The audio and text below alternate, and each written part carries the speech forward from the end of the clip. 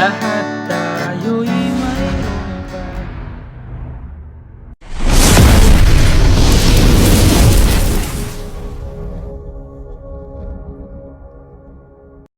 Hello mga ka-idol! So ngayon meron na naman ako sa inyong ituturong kanta. Ang title pala nito ay yung Pinoy Ako by Orange and Lemon. So napakaganda ng kanta na to mga ka-idol at alam ko naman kayang-kaya nyo itong tugtugin. Napakaganda niya kahit medyo old song na siya. So dito pala mga ka-idol sa strumming is madali lang. So nakadepende na lang sa inyo kung gagayahin nyo yung sa original niya, no? So dito sa strumming natin is ganito lang. Down, down, up, up, down, up. Lilipat na kaagad ng chords. Okay? Ulitin ko. Down, down, up, down, up. Lilipat na kaagad kayo. Okay? So proceed na tayo dito sa kanyang whole verse. So yung whole verse niya rito mga ka-idol is D. So yung D, first string, second string, tsaka third string. Ayan, D. F sharp minor. So yung F sharp minor sa second fret nakabar. Sa fourth fret naman ay fifth string tsaka fourth string. Ayan, F sharp minor. Sunod is E minor. So yung E minor, ito lang siya, fifth string lang tsaka fourth string sa second fret. Tapos pupunta kayo ng G.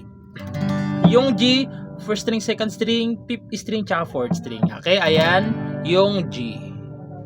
Ayan, G.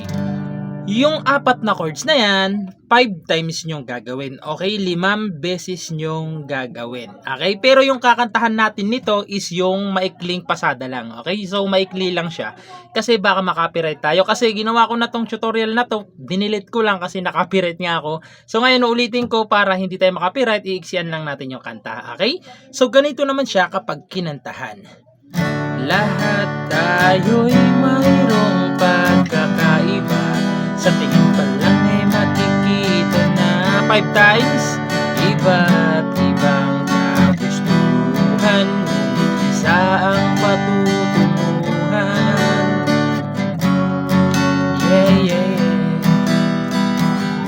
Tapos uulit na naman kayo, okay? 5 times nyo gagawin, doon naman sa part na yun na gabay at pagmamahal. So, hindi na lang natin kakantahan yun kasi makaka-copyright na naman tayo. So, ayun lang, 5 times yun mga ka-idol, 5 times nyo gagawin yung apat na chords na yan. Pagkatapos ng 5 times, pupunta na kayo ng chorus. Okay? Doon sa part na Pinoy, kaway Pinoy. Okay?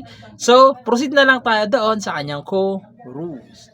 So, yung chorus niya rito mga ka-idol is F sharp minor. Okay, F sharp minor. E minor. G minor. So yung G minor nandito, ay ito pala. So yung G minor nandito siya sa may third fret. 1, 2, 3 nakabar. Ayan.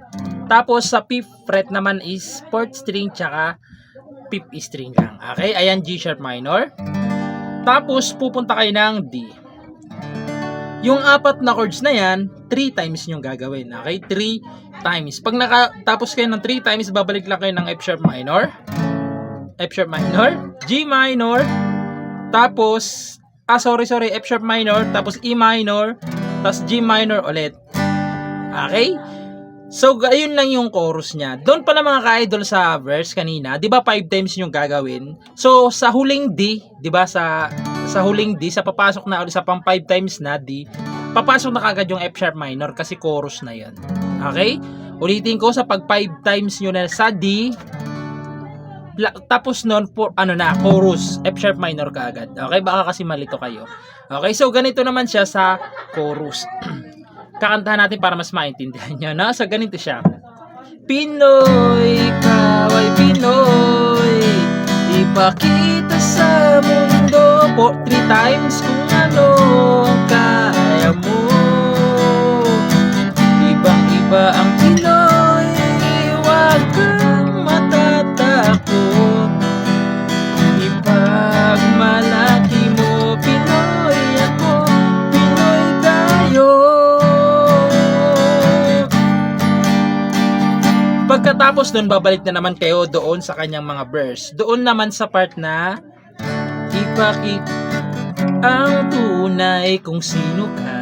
So, babalik na naman ulit kayo doon. Okay? Sa verse na. So, hindi na natin kakantahan yun.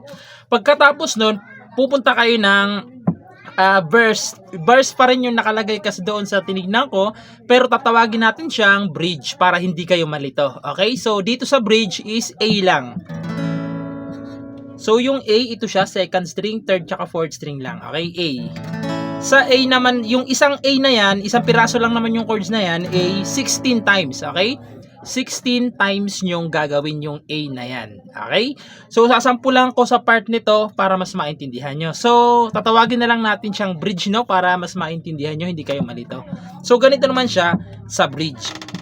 Ganyan talaga ang buhay. Dapat ka lang masanay. Wala ring mangyayari kung lagi makikibagay. 16 times. Ipakilala ang iyong sarili. Ano man sa'yo'y mangyayari, ang lagi mong iisipin na kayang-kayang gawin. Tapos chorus ulit. Pinoy. Okay, doon napapasok yung chorus na naman. Okay? So, ganun lang siya, no? Hindi lang natin tinatapos yung verse kanina magkanta kasi baka makapiright pa tayo. Okay? So, ayun lang. Sana nagustuhan nyo itong tutorial natin at good luck sa bago yung matututunan.